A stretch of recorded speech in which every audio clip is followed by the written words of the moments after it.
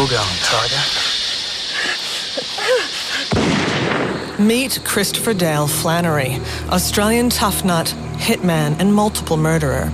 He turned killing into a business, created Australia's own Murder Incorporated, and earned the nickname Rent-A-Kill.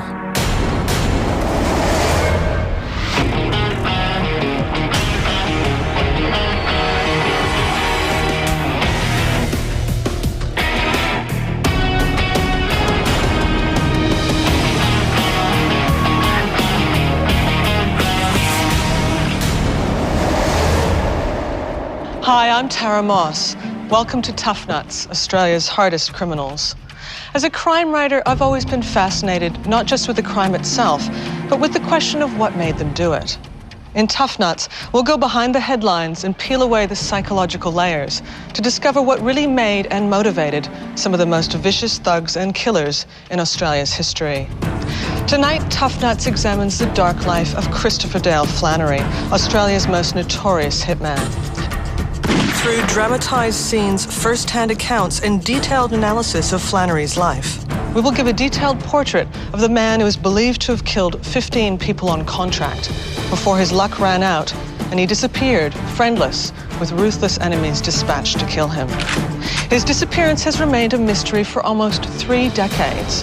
A coronial inquest lasting almost 5 years could not crack the case. On Tough Nuts tonight, we will identify who killed Chris Flannery. I mean, Flannery was the only person I've ever heard of that ran around saying, oh, I'm going to kill people for money. I don't drop my price for nobody. Get it?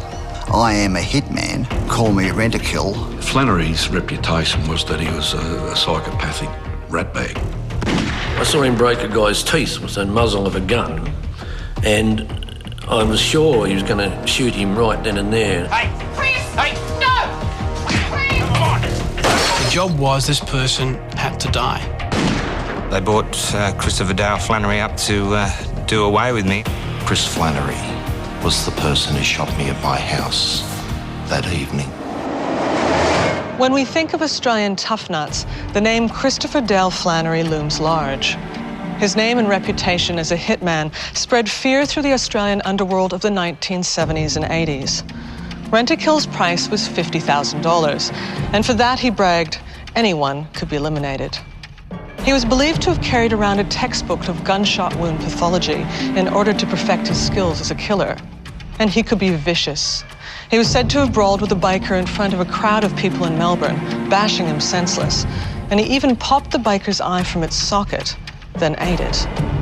However, Flannery was also a committed family man. Between murders, he took time out to dote on his kids and his wife, Kathleen. This was a man with a long history of criminal activity. But until the contract killing of businessman Roger Wilson in February 1980, Flannery had stayed off the media radar. Mr. Wilson was last seen here at the factory premises at the corner of Currajong Street and Robbs Road in Footscray on Friday night. He was working late with other company executives evaluating a new product. He is said to have been very enthused by the product and was in high spirits. Well, Roger Wilson was a clean skin. He had no background in crime. He was a barrister turned businessman who got caught up with the wrong sort of investors. The investors were criminals and they wanted their money. But the investments went bad. They didn't get their money, and they figured it was just retribution. Take this bloke out and kill him. And that's what Flannery was asked to do. I remember him telling me about the art of killing. He knew all about bodies and what hurt and where to hurt them in the shortest possible time. And he said, the only thing about this game, Craig, is the fucking noise. And I said, well, there's got to be more things that worry you than the noise. And he goes, yeah, not getting paid. Rent-A-Kill Inc. was a murder for hire business.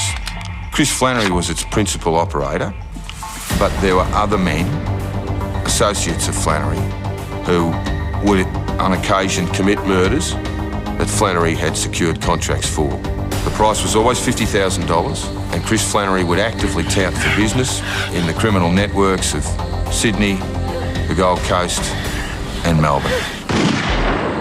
Money. That's what drove Chris. That was his demon, and that's what drove him in every respect. In criminal terms, had the opinion that he was a bigger-than-life personality, and it was important for him, for everyone to know that he was Chris Flannery, Mr.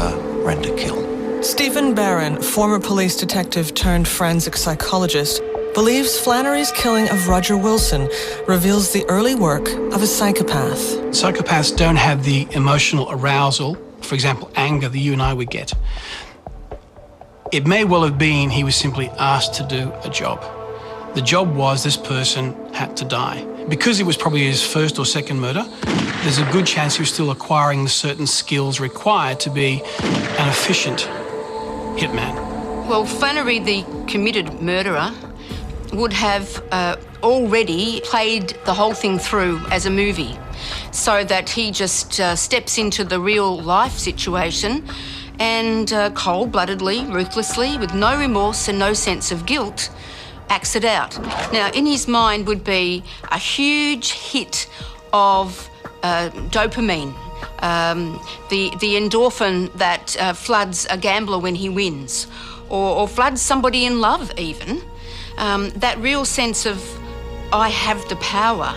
With police closing in over the Wilson murder, Flannery and his wife, Kath, reacted by conducting a media interview, denying all allegations. It was being rumoured that you had been retained as a hitman.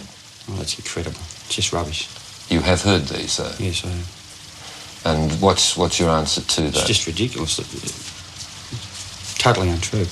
Can you tell us how you came to be connected with Mark Clarkson and with Roger Wilson?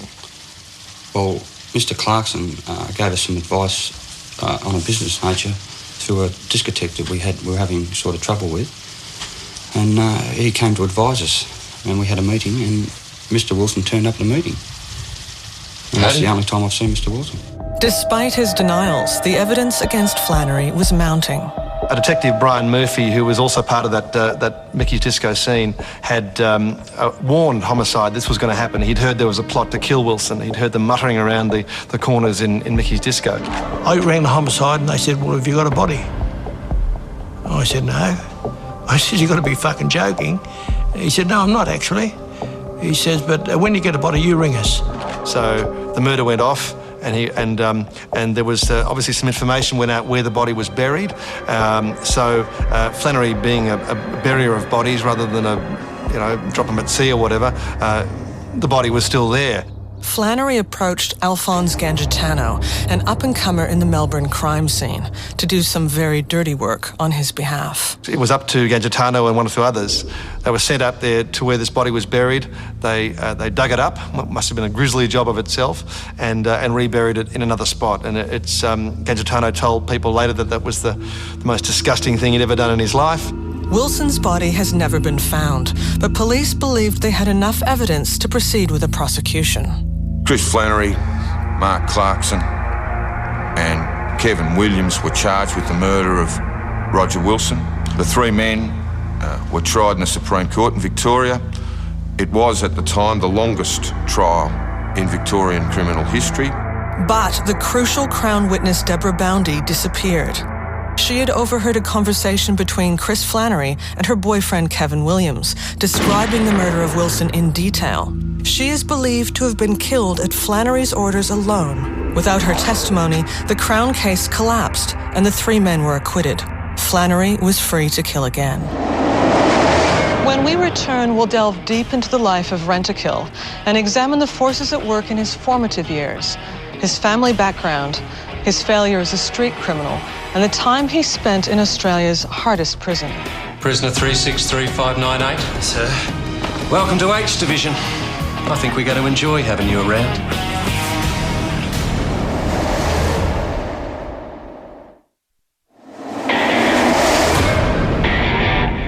Welcome back to Tough Nuts, Australia's hardest criminals, and the story of Christopher Dale Flannery, the man called Rent-A-Kill. Chris Flannery was born in 1948 and grew up in a tough patch in the working-class Melbourne suburb of Brunswick. His father, Edward, was unable to hold down a job, drank heavily, and was abusive to his wife and children.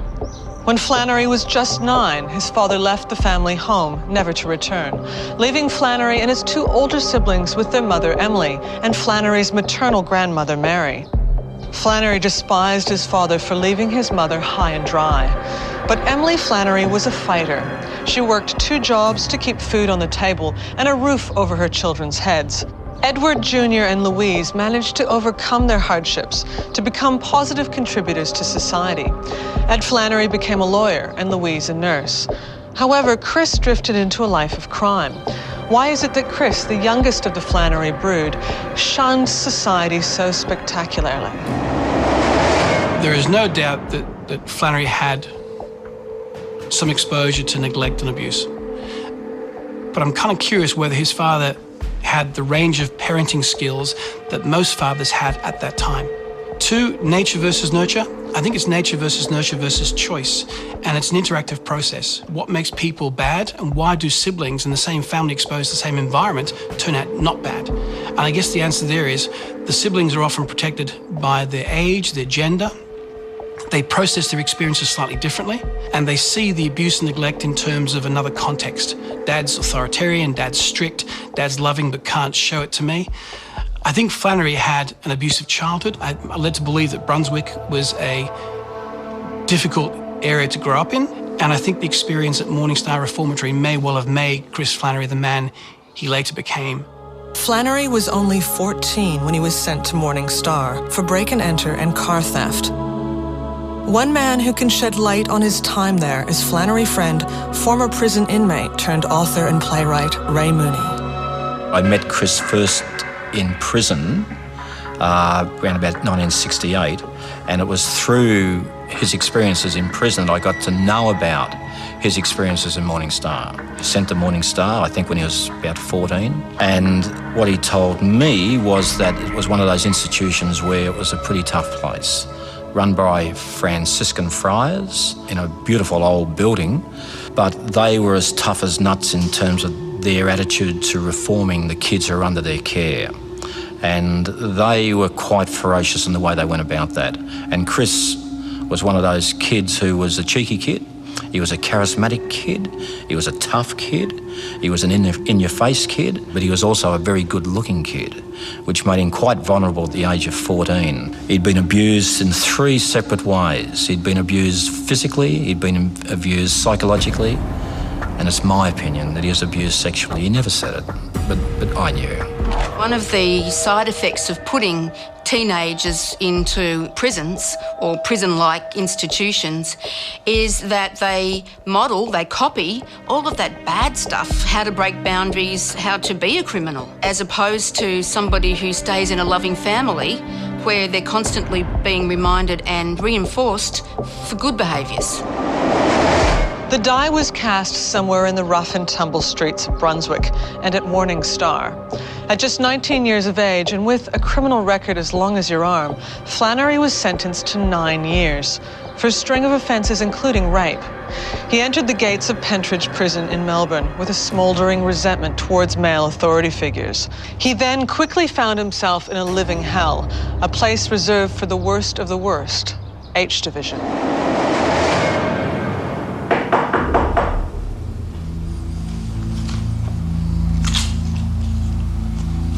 Come. Stand to attention, scum. Attention! Prisoner 363598? Yes, sir. I'm not a sir. They offered me a knighthood once, but I knocked it back. I'm your governor. Welcome to H Division. I think we're going to enjoy having you around. Has 363598 been strip searched? No, Governor. Drop 'em, Blossom.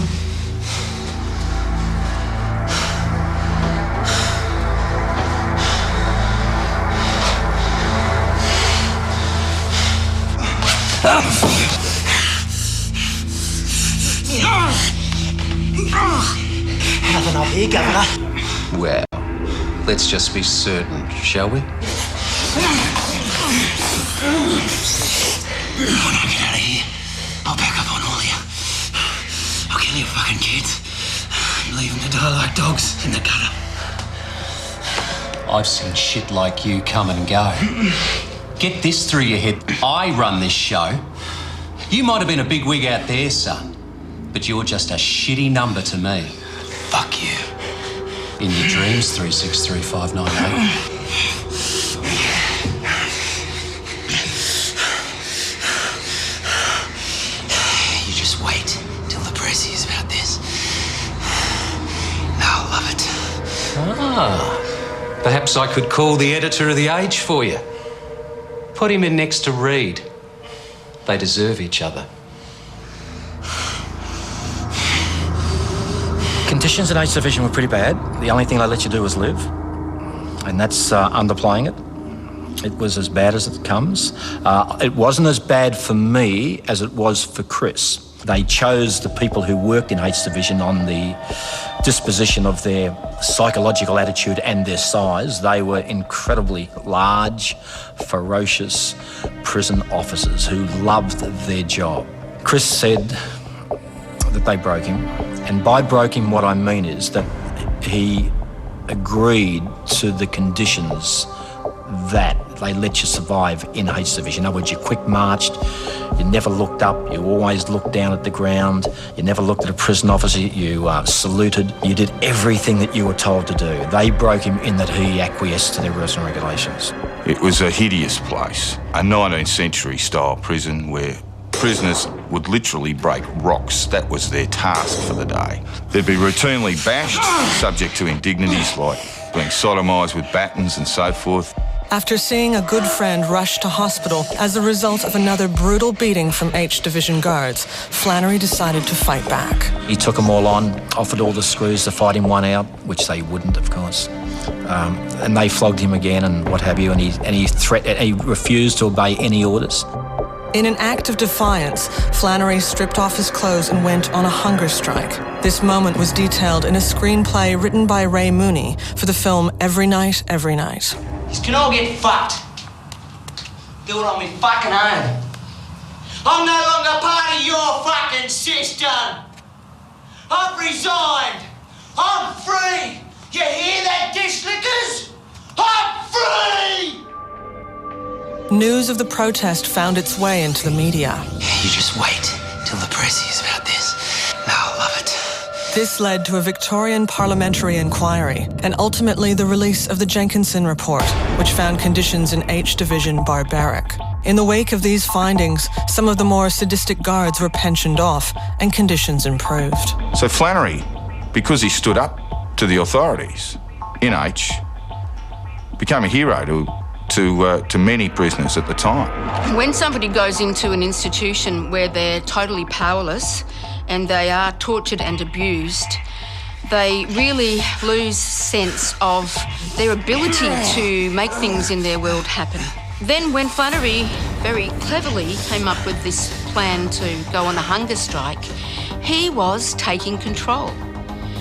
And that's what he thrived most on. Flannery emerged from prison a psychological time bomb, full of anger and contempt for authority. After the break, we explore Rent-A-Kill Inc. And Flannery meets the one person who can control him. Darling? What now? Give us a kiss, will ya?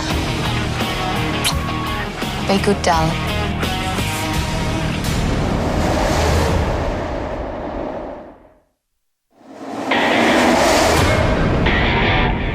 Welcome back to Tough Nuts, Australia's hardest criminals, and Christopher Dale Flannery, the man called Rent-A-Kill. Chris Flannery left Pentridge Prison, having served 5 years of his 9-year sentence. He fell into the arms of Kathleen, a young woman with a child from a previous relationship. Chris and Kath had met years earlier, but his time in jail had put their relationship on hold. Towards the end of his incarceration, Kath wrote frequently to Flannery, and within 6 months of his release, they were married. The newlywed Flannery found employment as a bouncer at Mickey's Disco, a Melbourne nightclub. The nightclub was a gathering place for many underworld figures of the day, and Flannery quickly found his way back into crime. The only problem was, he wasn't very good at it. He was arrested for possession of a pistol at Mickey's in 1974, and though he escaped a jail sentence, 6 months later, he was arrested and charged for an armed robbery.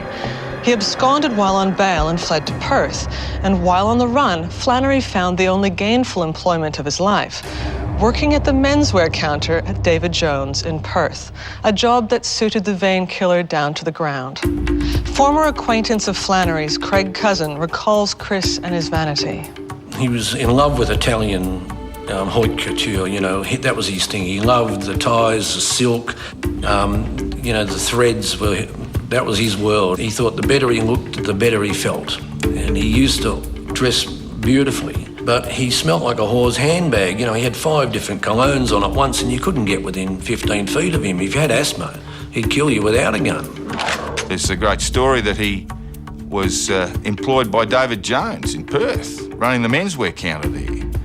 In fact, he was so good at it that they promoted him. He didn't last all that long. He absconded on bail from Victoria at the time. He knew he was hot, so he had to give up his job as manager of the menswear section at David Jones in Perth, and he went back there the next day and robbed the place with an accomplice. Shot a guard while he was there. Roger Rogerson, then a detective with the New South Wales Police, received a tip-off from West Australian Police that Flannery had fled to New South Wales. Rogerson knew that Flannery had sent a cache of weapons to a suburban railway station in Sydney. A stakeout was organised, and Rogerson and the armed robbery squad lay in wait for Flannery's arrival. So on the day in question, I was there with some other detectives, and the first person we met was Mrs. Flannery, and she put her head into the office, and it was very nice and saying, look, I'm here to collect a box. And of course, the guys came in, and then these blokes realised that they were trapped. I mean, these blokes were incredibly toey. We've described Flannery as being obviously a psycho. Well, then of course it developed into a free-for-all, and I went up down on the railway tracks with Flannery, and finally got over the top of him and got some handcuffs on him, and we took him back to the CIB. He was taken back to be questioned. They're in a room where there's about 6 detectives. They take the handcuffs off Chris, and Chris attacks them straight away, breaks the jaw of one of the top detectives there. Here's a guy who is one out, surrounded by police. He's just been given a flogging on the way in, and he takes them all on, attacks the main guy. Rogerson's there, sees it. Knows that there's something that this guy's got that very few people have got. Back in jail for another 3 years, Flannery decided he needed a change of occupation. He had one moment and then he pulled aside his old mate Alan Williams. And he told Williams, he said, look, I'm no good at this. I'm no good at crime. I think what I'm going to do is kill people for a living. And that's pretty much how Rent-A-Kill Incorporated started. It was a murder for hire business designed by Flannery because he was no good at anything else. But looking at his background, it may well be he saw a prison full of people who'd committed crimes like drugs and street crimes that were very unsuccessful, hence they were in jail. And because prisons contain so few murderers, Flannery may well have decided that murdering people was a lot less risky in relation to being caught, convicted and going back to jail. Flannery was just 24 years old when he decided to become a gun for hire. Christopher Dale Flannery married Kathleen Egan in April 1978. Kath came from tough stock. She could handle Chris easily. And she was a doting wife and mother.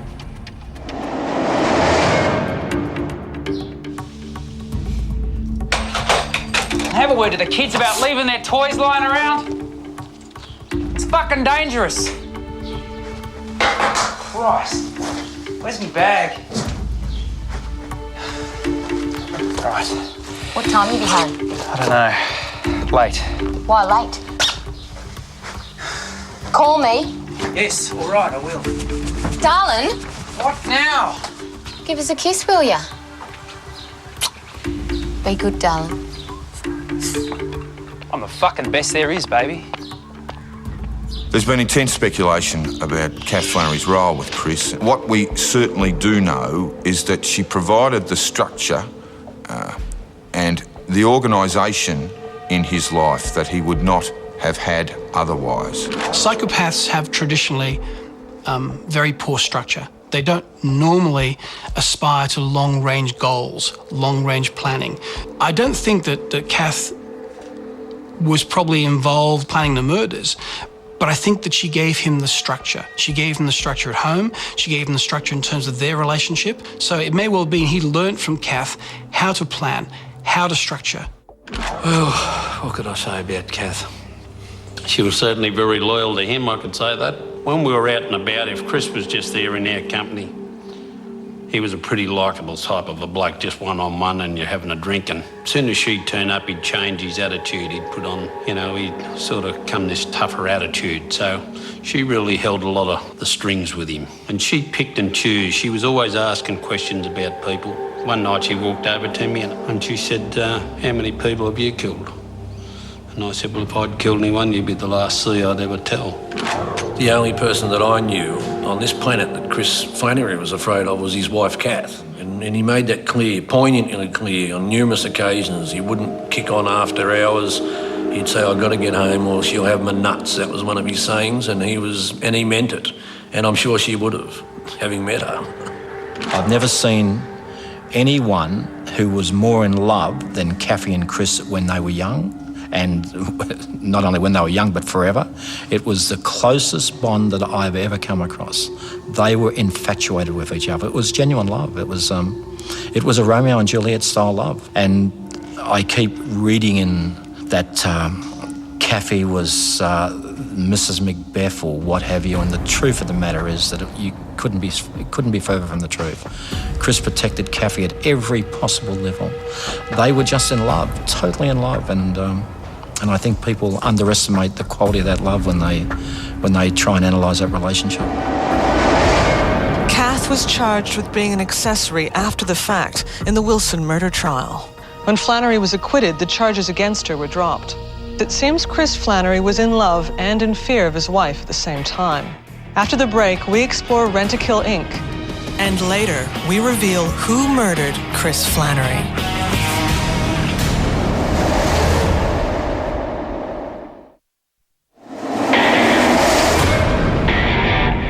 Welcome back to Tough Nuts, Australia's hardest criminals, and Christopher Dale Flannery, the man called Rent-A-Kill. After walking free from court over the murder of Roger Wilson, Flannery was arrested within minutes and extradited to New South Wales to face another murder charge. While out on bail for that crime, Flannery openly touted for business in Sydney. For $50,000, he'd kill anyone. For $10,000, he'd bash people senseless. Rent-A-Kill Inc. was now open for business. Naturally, the underworld sat up and started taking notice. All the crooks in Sydney wanted to know who Flannery was and if his reputation as a killer had any basis. They quickly discovered that it did. Chris hated the druggies, hated the drug dealers, he hated that. He was old school, he was a dinosaur, and he hadn't woken up to the fact that, drugs were the in thing, and, hitmen and bank robberies and $20,000 TAB robberies were the old thing. So Chris, he didn't like that, and he didn't like Barry, and he didn't like that whole crew, the Sayers crew, Chubb, all of them. He didn't like any of them. So they had a falling out, and I said, mate, this is going to turn nasty here. And he goes, I don't give a rat's ass how nasty it's going to get. And he just walked up to him and he goes, why don't you pick 6 of your best blokes to come out in this car park? And Barry said, oh, fuck off, 6 blokes, what are you talking about? And Chris undoes his suit jacket and he just pulls it back like that, and he's just got this snub-nosed 38 poked in his pants. And he goes, 1, 2, 3, 4, 5, 6. So anytime you're ready, boys. And he walked out to the car park, and that whole pub emptied into as many cabs as they could and left. In the 10 years before 1985, the drugs were taking over as the rivers of cash that fueled crime. This was ruled over by 2 men publicly, George Freeman, Lenny McPherson, the little fella and the big fella, and they're often called the team. The other person, behind the scenes somewhat, but associated with them, was Stan the Man Smith. George Freeman gave him a job. Now, someone told me he was paying him $600 or $700 a week, which back in those days wasn't bad dough, for doing nothing. All he had to do was behave himself. And I don't think George ever asked him to do much at all. There's been rumours that, he got him to stand over this person, stand over that person. I don't think George needed to do that. But of course, Flannery was forever getting around, you know, offering his services to kill people. It's been a good round for Michael, a good left to the head, a left into the body. World champion boxer Barry Michael became a target for Flannery. Underworld figure Ron Feeney requested the services of Rent-A-Kill after a business venture went sour. The next thing I know, I'm warned around town that they'd bought up Christopher Dale Flannery to and put a contract on me. And Christopher Dale Flannery, fortunately for me, turned around and said, "Barry Michael, no way." He said, "I was there the night he beat Frank Ropus." He said, "I'm a fan of his, not interested." So he wasn't interested in the job, so that was good. My opinion of hitmen is, hired hitmen, is that I think they're gutless. I always have. I'm talking about people who kill for money. You know, it's the last resort. So my opinion of him wasn't very good. I'd class him as a toe cutter. In other words, he was a backstabber. He'd put one in your back. He'd turn on you like a snake. Perhaps Flannery's most grisly crime was the double murder of Terence Basham and his de facto Susan Smith. Basham was a former painter and docker who Flannery had known from the old days in Melbourne. He had fallen out with his drug-dealing mates who gave Flannery a call. And so Flannery turned up on Basham's doorstep. Mate, it's a beautiful place. You've done very well. Yeah, cheers. Here she is. Cheers and kisses. Yeah, Chris. Christ, Terry. You've spawned, son. Sarah. Ah, she's a little beauty, mate. Yeah. Thank God she hasn't got your looks, eh? I live for her, mate. We both do. We need to do a bit of business, mate. Yeah, I was wondering why you came all the way up here. I got some bad news for you, mate. Sue and I are pulling out. Would you make us a cup of tea, darling? White and two.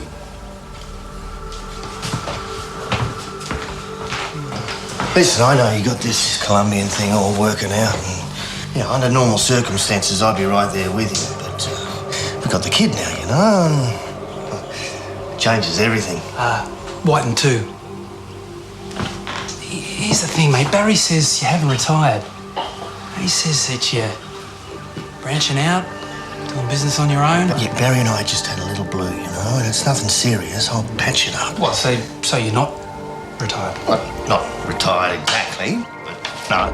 You see, mate, I don't care either way. I mean, it's just business, you know, and... Chris, hey, mate. I've got a little kid now, you know. I got cash too. I got over 100,000. So just tell Barry it's all sweet, and I'll never cross his path again. I promise. You got my word on it. But what sort of a bloke would I be? What sort of a businessman would I be if I darted Barry? Do you see? Like, the customer's always right, Terry, and the customer wants you retired. I'm sorry, darling. It's just business.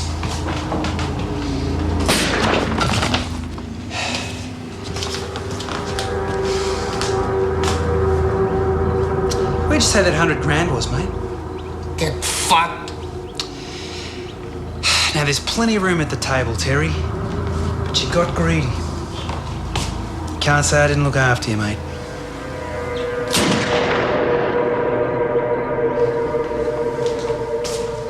Come on. Come on. Do you know where Daddy keeps his money? Hey. There we go. There we go.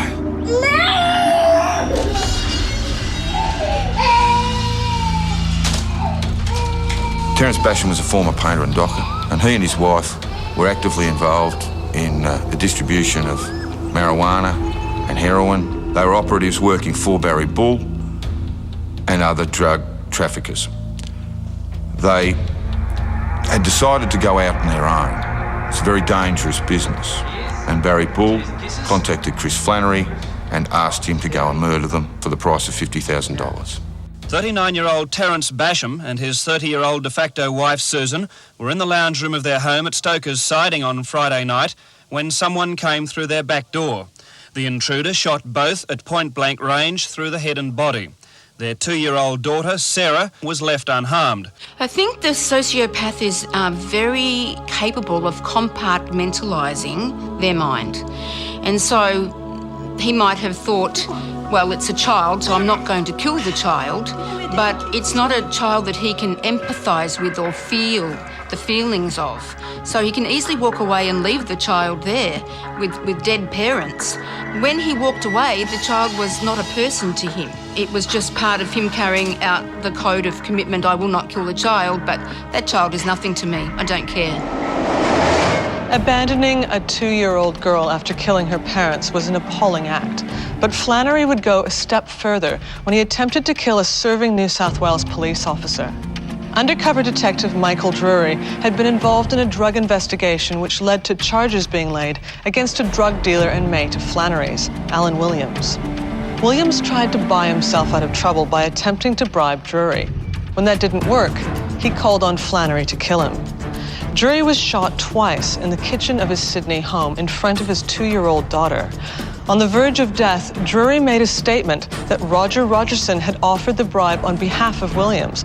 The shooting of a policeman was a crime that horrified the nation. Chris Flannery had well and truly crossed the line. This was a type of crime that was beyond the acceptable behaviour of people like Lanny McPherson and George Freeman. They would never interfere in this way with a police officer or families within the community. They would only interfere with other violent criminals. Alan Williams came before the Supreme Court in New South Wales on a charge of conspiracy to murder. And when the indictment was read out to him in court, in that Alan Williams conspired with Christopher Dale Flannery and Roger Carly Rogerson to murder Michael Patrick Drury, how did he plead? He pleaded guilty. When Mick Drury got shot, I was as shocked and stunned as anyone else. And had I had any information at all, which would have had a bearing on it, I'd have been very happy to pass on to the police. Rogerson faced trial for the attempted bribery of Drury, but was acquitted. However, in July 1986, a police tribunal found Rogerson guilty of misconduct charges, and he was dismissed from the force. Flannery never had his day in court over the shooting of Drury, as he had disappeared by then. But Drury is certain of his guilt. I'm satisfied beyond all reasonable doubt, and I knew many years ago, shortly after I was shot, that Chris Flannery was the person who shot me at my house that evening. When we return, a gunman fires shots at Flannery, Kath, and their children in the driveway of their Sydney home. This attempt on his life would throw his volatile personality into overdrive. Nah. Fuck you. Chris. Chris. Hey. Chris. Hey. No!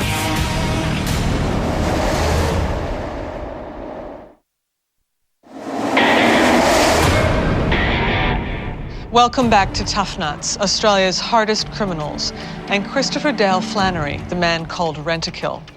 In 1985, Sydney's streets were awash with blood. A new criminal outfit led by Barry McCann had commenced a war for control of Sydney's rackets.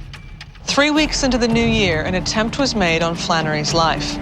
A car pulled up at Flannery's Arncliffe home, and shots were fired from a machine gun at Flannery and his family as they arrived home from a Sunday lunch. Christopher Flannery's Sydney house was peppered with bullets. They smashed through windows, splintered aluminium cladding, and shattered brickwork. But of the 30 shots fired, only 2 found their target. To this day, no one knows who did it. Flannery believed Tom Domican was responsible, but there's nothing to suggest that. In the ensuing weeks, Flannery set about killing Domican. Shots were fired at him and his associate.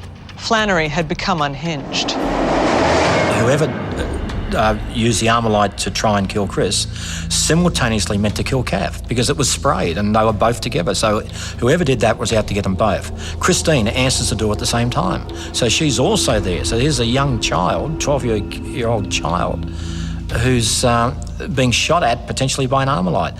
It changed the rules a little bit. Flannery took a wound in the ear which was of no consequence except it deafened him for a time. The wound in the webbing between his thumb and his forefinger was very painful. He refused to be treated with pain-killing drugs because he didn't want to be in a situation where he could get potentially get caught off guard. So therefore he was suffering incredible pain all the time. The pain and the close call with Kath and his family made the already volatile Flannery more erratic. In many ways, he was the rather true sociopath. He had very little regard for the well-being of other people. And this is quite a disturbing psychological trait to have. My understanding is he would often brag amongst other people of the crimes he'd been involved in over the years that went through the full spectrum to several murders, kidnappings, etc. I've seen him put gunshots into roofs of people's houses, because he didn't feel they were giving him enough respect. I've seen him threaten people that owed him money. One of Flannery's more famous lines was, "You're not a koala bear, I can kill you." He'd say it to police officers, he'd say it to criminals, he'd say it to anyone in the street. Flannery seemed to have fallen for the trick of believing his own publicity. His spectacularly violent temper had become even more lethal. He would lash out, assaulting people who had once regarded him as a friend. No one was safe. So the doc says, what seems to be the problem? The bloke goes, hurts when I jerk off. What's that bastard up to? I don't know, just getting a drink. Blue-loaded prick. He always shows up empty-handed. That's my personal piece. He doesn't know, mate. I'll replace it. No. Fuck you. Chris. Chris! Hey! Chris! Hey! No! Chris! Next time he'll bring his own piss. Hey! I had seen him explode on occasions. I've seen him break a guy's teeth with the muzzle of a gun. And I was sure he was going to shoot him right then and there. And he just grabbed this bloke by the hair, shoved him up against the wall of that theatre, and shoved this gun into his mouth so violently that it pushed all his teeth out and split his lip. And he was wide-eyed and absolutely off the planet. He could fight a bit. He didn't. And that was because he didn't want to be scarred. He didn't like having facial scars or marks on him, so he'd rather king hit you or stick a gun in your face. Yeah, he was a very good-looking person who didn't look as if he could fight, but a lot of people fell into Chris. He was a ferocious fighter. In fact, he could have fought for Australia in the Octagon UFC. That's the type of fighter he was. We were in the Clover Valley Hotel on I think it was a Thursday night actually, and Chris got into an altercation there with a bloke and his wife. And the girl threatened him with a stiletto, and he king hit this girl, and he hurt her quite badly. But he just lost his temper. He'd had too much to drink. He didn't like the bloke, and he clocked his wife. He started reaching for his gun, and I thought he was so drunk that he would shoot both of them, and so I just king hit him. And it wasn't just alcohol adding to the problem. Flannery had been taking cocaine and speed most of his adult life, but in the last 3 months of his life, he was taking cocaine virtually 10, 20 times a day. He wasn't staying with his wife, Kath. He remained in contact with her, but for the most part, he was in deep cover, taking cocaine, sleepless nights, deep anxiety, psychosis. The drugs that he was taking would have surely made his mind quite, addled. And all of those traumatisations, the beatings starting right from when he was little, and the tortures in prison would have made him a very irrational person. Flannery was now living in the shadows. His crimes, particularly the attempt on Michael Drury's life, were catching up with him. He spent his days wired on amphetamines, sleep-deprived, moving from house to house. The walls were closing in. When we return, we reveal for the first time the answer to who killed Christopher Dale Flannery.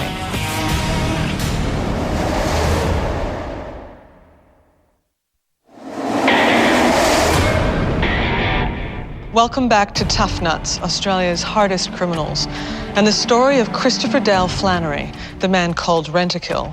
The investigation into the shooting of New South Wales police officer Michael Drury gathered up a head of steam.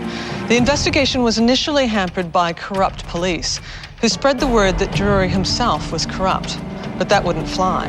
The corrupt cops knew that Flannery could give them all up. Flannery was caught in a maelstrom of his own making. George Freeman and his team, who had kept him on side, now feared him. They knew that Flannery's very presence stood in the way of establishing a lasting peace with the up-and-comers McCann's gang.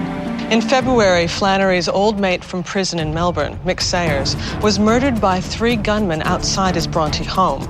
Flannery's only surviving friend in the Sydney scene was Tony Eustace, and Flannery shot him in an attempt to curry favour with Freeman. 42-year-old Anthony Eustace was about to get into his Mercedes outside the airport Hilton when the gunman opened fire. There were 6 shots from a .45 calibre handgun. 4 hit Eustace in the chest. I think with the Eustace murder, what was obvious is that, to those in the know, is that Flannery did it. And because it raised a question mark. Flannery was probably closer to Eustace than anyone else in Sydney. And if Eustace couldn't trust him, no one else could. I would say to be a factor in them deciding, look, if he can shoot Eustace, we better get rid of him. Chris Flannery told a number of people if he was arrested for my shooting, he was going to roll over and tell the truth on everyone. But I'm also mindful at the time he was totally out of control. People were being murdered left, right and centre. And there were some significant organised crime figures that couldn't guarantee their own safety. By the time of his disappearance, there was a dispute, but on the one hand, between George Freeman and Lenny McPherson, and on the other, this group who I loosely describe as the McCann group. And Flannery was seen as an absolute pest, and the catalyst for solving the differences between the 2 groups was to get rid of Flannery.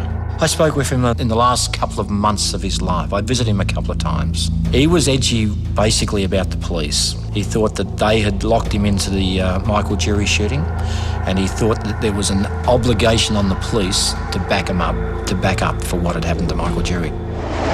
By May 9th, 1985, Flannery was out of luck, out of friends, and out of time. He'd been hiding out at various places around Sydney when crime boss George Freeman tracked him down at an apartment at the Connaught building. According to Kath Flannery, George invited Chris over to test a new machine pistol. Chris left the building and was never seen again.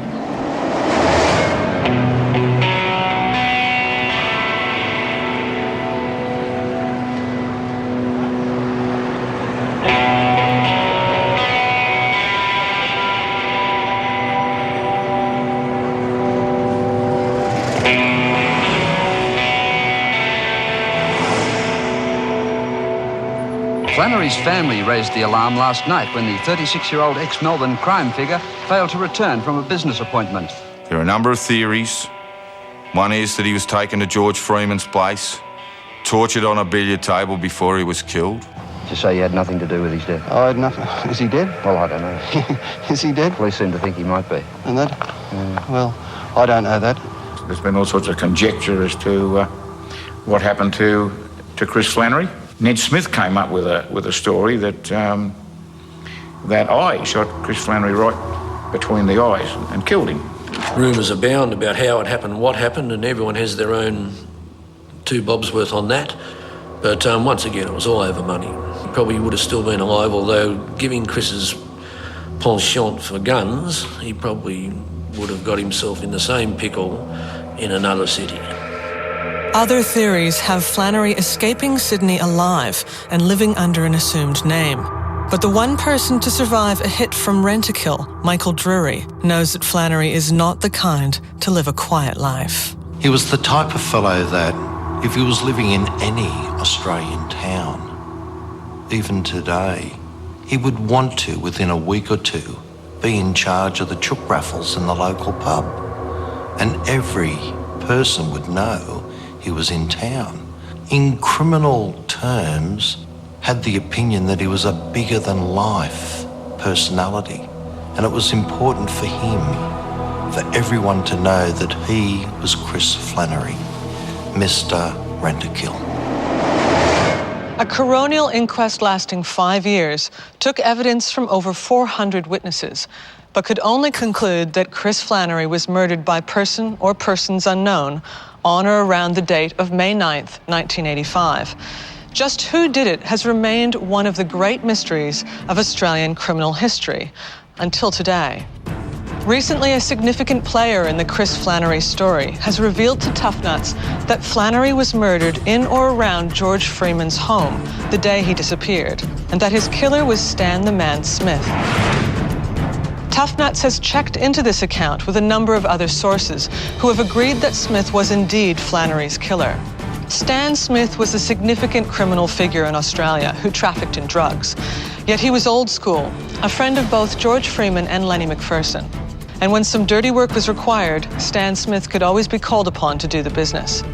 He is believed to have killed more than a dozen criminals, those like Flannery that stepped out of line and threatened the livelihoods of the established criminal network.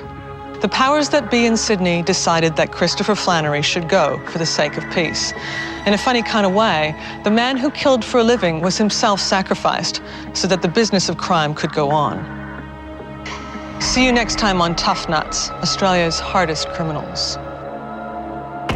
On the next episode of Tough Nuts. Got something for me? I'll have it for you tomorrow. A man who escaped the hangman's noose, was painted for the Archibald Prize, and spent more than half his life in prison. John Frederick Chow Hayes. Villains didn't come any bigger than Chow Hayes. A man with one of the longest criminal records in Australian history.